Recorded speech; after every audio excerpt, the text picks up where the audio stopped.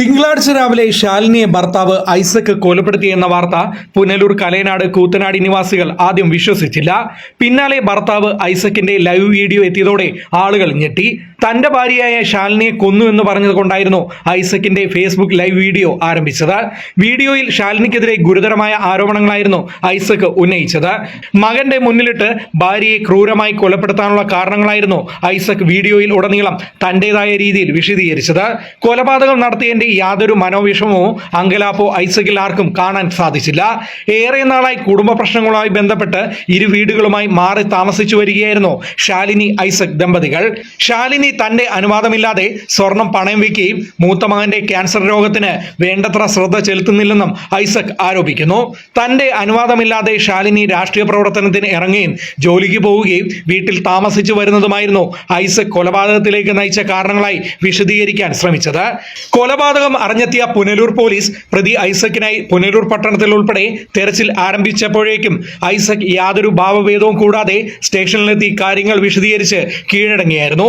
പിന്നാലെ പോലീസ് നടത്തിയ ചോദ്യം ചെയ്യലിലും ഇയാൾ ഫേസ്ബുക്ക് വീഡിയോയിൽ പറഞ്ഞ കാര്യങ്ങൾ മാത്രമാണ് പോലീസിനോട് പറഞ്ഞത്. അതേസമയം തിങ്കളാഴ്ച വൈകിട്ട് 6 മണിയോടെയാണ് ഐസക്കിനെ തെളിവെടുപ്പിനായി പുനലൂർ പോലീസ് ഇവരുടെ വീട്ടിലെത്തിച്ചത്.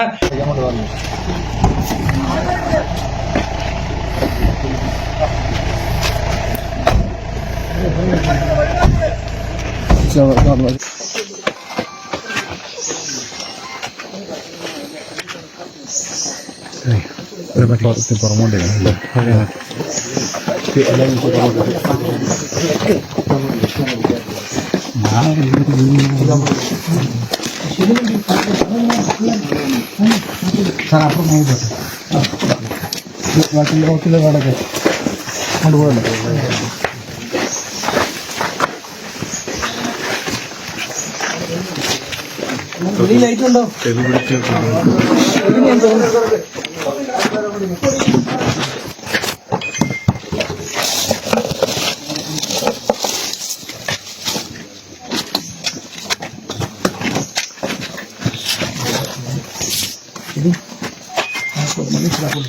kita berusaha ini.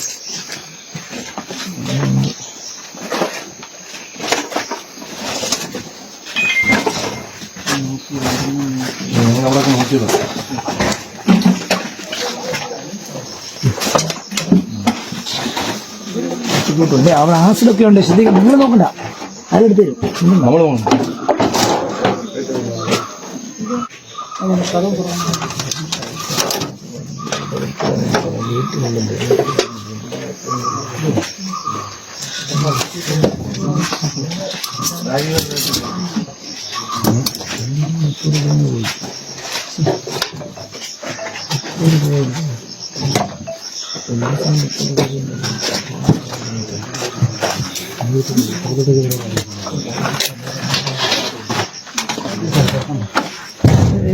മനുഷ്യ ഇങ്ങനെ ഫ്രണ്ട് വാ വാ അതൊന്നും നോക്കണ്ട, അതിനൊന്നും കിട്ടില്ല.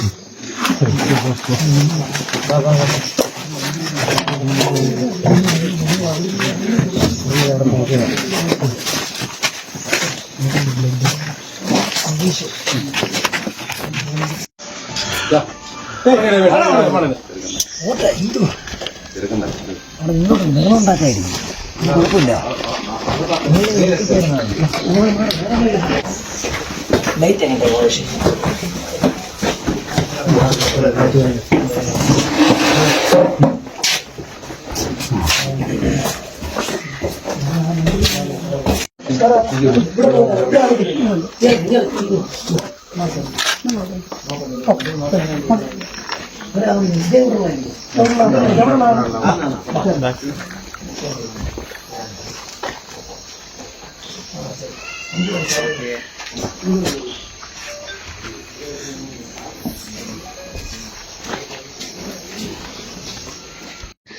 Şebin ana, Şebin.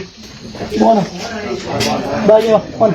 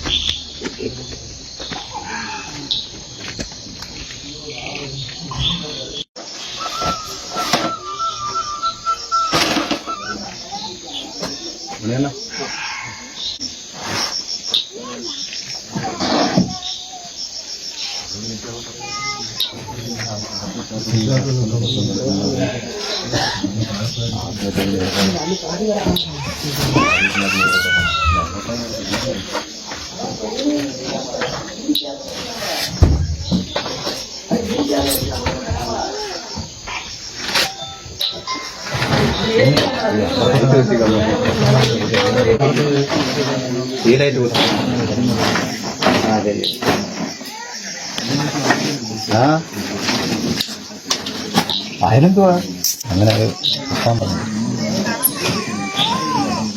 എടുത്ത് ഉപയോഗിച്ചല്ലേ പിന്നെ. അതേസമയം തിങ്കളാഴ്ച വൈകിട്ട് 6 മണിയോടെയാണ് ഐസക്കിനെ തെളിവെടുപ്പിനായി പുനലൂർ പോലീസ് ഇവരുടെ വീട്ടിലെത്തിച്ചത്. വൻ ജനാവലിയായിരുന്നു ഐസക്കിനെ എത്തിച്ചപ്പോൾ സ്ഥലത്തുണ്ടായിരുന്നത്. യാതൊരു ഭാവഭേദവും ഇല്ലാതെ കാര്യങ്ങൾ വിശദീകരിക്കുന്ന ഐസക്കിനെ കണ്ട് ആളുകൾ ഞെട്ടി. കൂടുതൽ തെളിവുകൾ ശേഖരിക്കാനായി പോലീസ് ഐസക് പറഞ്ഞ വിവിധ സ്ഥലങ്ങളിൽ പരിശോധന നടത്തി. വിങ്ങിപ്പൊട്ടി ഇവിടെ നിന്ന് തന്റെ മകനെ കണ്ടിട്ട് പോലും ഐസക്കിന് യാതൊരു കൂസലും ഇല്ലായിരുന്നു എന്നതും പ്രദേശവാസികളെ അമ്പരപ്പിച്ചു. Fox TV News, Punalur.